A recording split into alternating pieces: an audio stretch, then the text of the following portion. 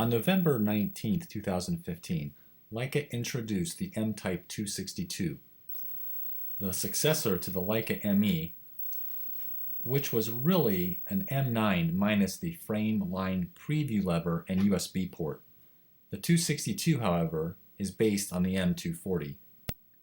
With Leica's introduction of the Q and then the SL, and strangely enough, the collector's item M60, I thought this was a good sign we'd see a return of the classic digital M focused only on still images. The Q and the SL are better video platforms and gives Leica the space to come out with a purely still image M body. The M60 signaled Leica's understanding of minimalism, but taken too far for the non-collector. First, let's look at the major differences on the 262, and then we'll dive into more details. There is no live view or provision to use an electronic viewfinder.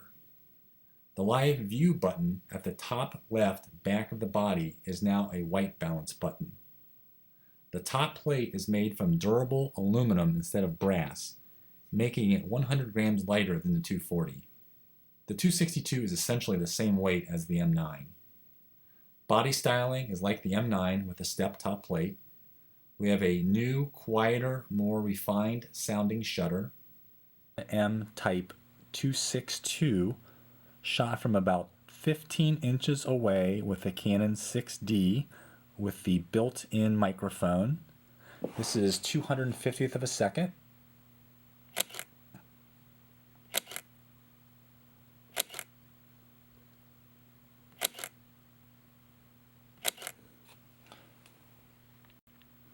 This is the Leica ME, also at 250th of a second.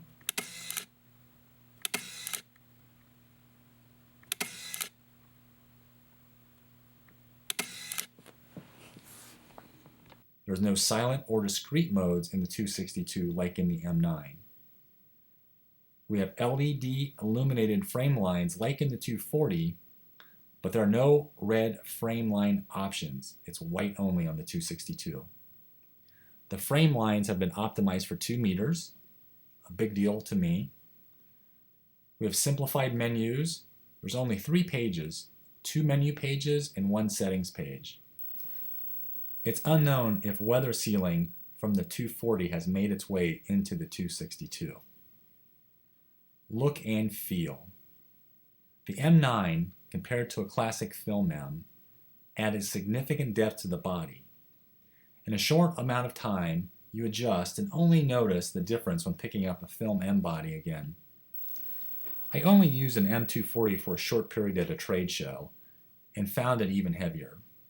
I added a thumb bead device to my ME. When I weighed the 262 and my ME on a scale, the 262 only came in about 6 grams heavier. I like the look of the stepped top plate from the M9 series and glad Leica went back to it in the 262.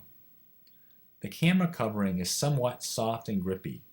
The texture looks great. It's a pebbled surface reminiscent of the M2s and M4s.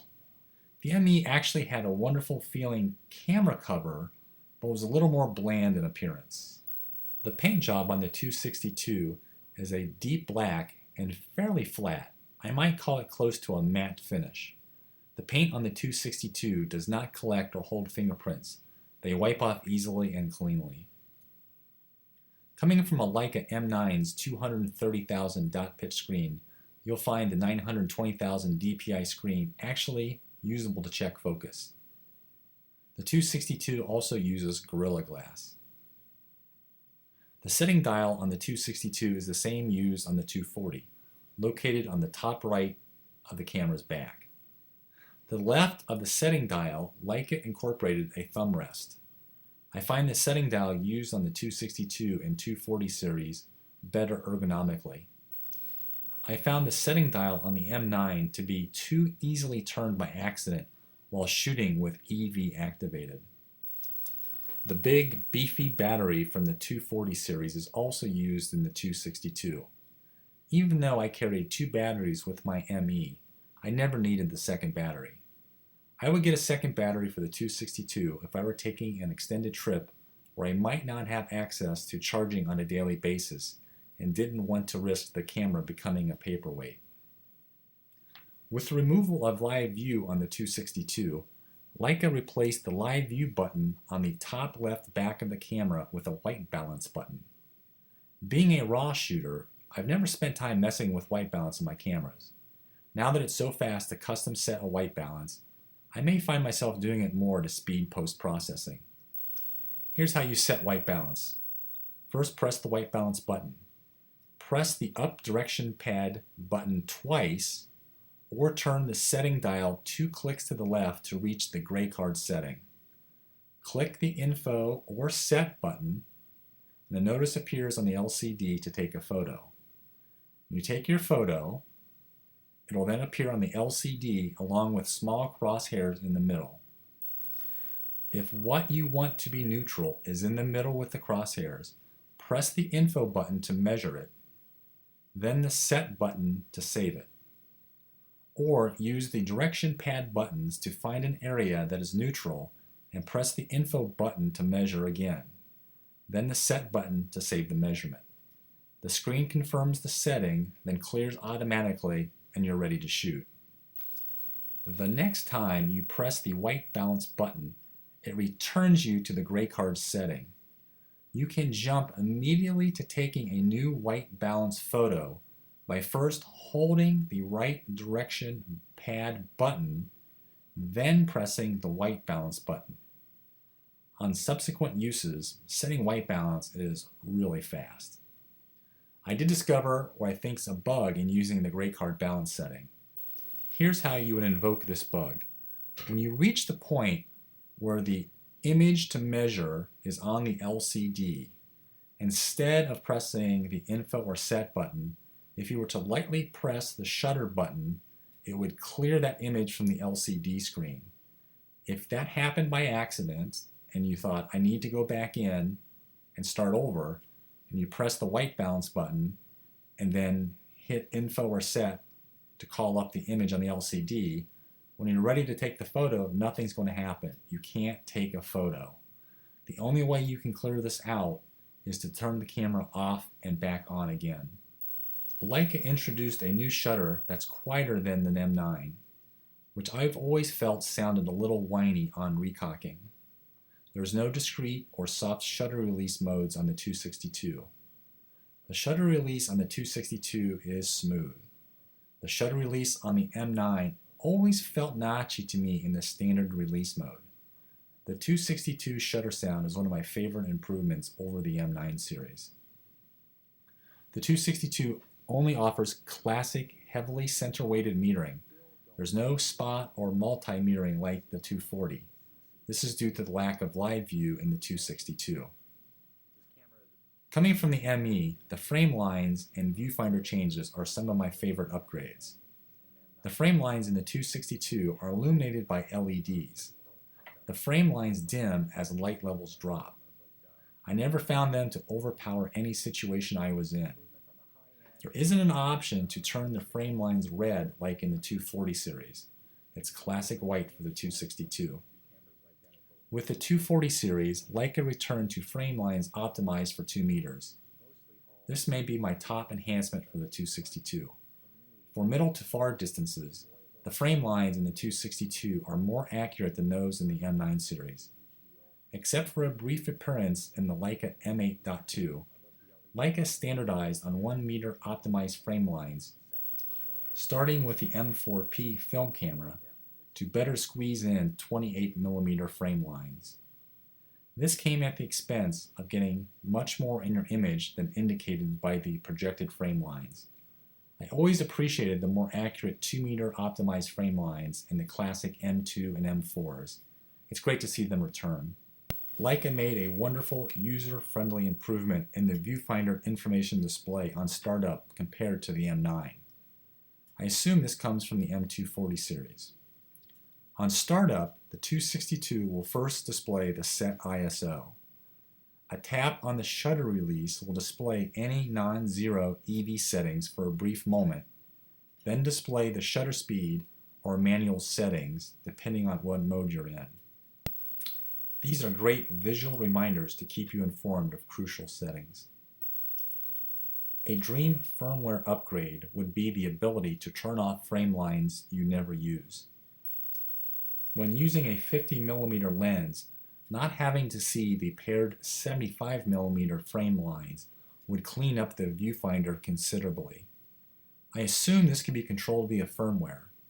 Having just the 35, 50, and 90mm frame lines would turn the 262 into the digital M2, which was the greatest film M ever produced. Startup time from turning the camera on to being able to make an image is about 2.5 seconds. After sending the camera back, I learned it may be possible to get the camera's on to shoot time down to 1.3 seconds by formatting the SD card in exFAT format. It would be interesting to test the 16GB version of the SanDisk Extreme Pro in the 262. This card at under $20 has the potential to be a premium card for the 262. Let's look at image quality.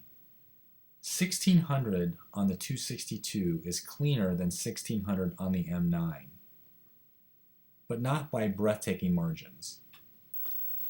The M9 series was not as bad at 1600 as pixel peeping lore suggests. Where the 262 trumps the M9 series is the ability to shoot without restriction at 3200. 6400, however, showed banding. I would restrict my use of 6400 to times I absolutely had to have another stop to get my photo. My modus operandi is to set the 262 into auto ISO mode, maxing out at 3200. I shoot in manual mode, choosing the aperture and shutter speed needed to pull off the shot at hand. I use exposure compensation, setting it to the setting dial and use as needed. It's a great time to buy a Leica Digital M camera. Leica is standing behind any sensor corrosion issues on the M9 series of cameras, even if you're not the original owner. Once you're south of 1600 ISO, in terms of image quality, the M9 is as good as the 262, which I find stunning. For those who want live view or movie mode, we have the 240 series.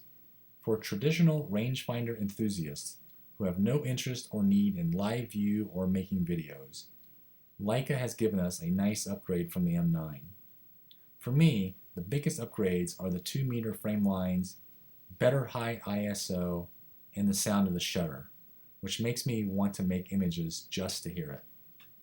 I appreciate being able to see ISO and EV values in the viewfinder on startup and the better ergonomics of the setting dial compared to the M9. If you're already a 240 owner, there's little reason to move to the 262 outside of the lighter weight and potentially quiet shutter. There are better sensors out there today capable of 6400 and beyond, and you can make the argument the sensor used in the 262 and 240 are now a generation behind those offered by Sony, Nikon, and Canon. But with the 262, we've reached a point where it's, quote, good enough, unquote, for a long time to come. I can see being happy with the 262 for many years and not feeling hamstrung by the technology in this camera. This is the camera that gets out of your way and refines everything we loved about the M9. Leica has a huge hit on their hands with the 262.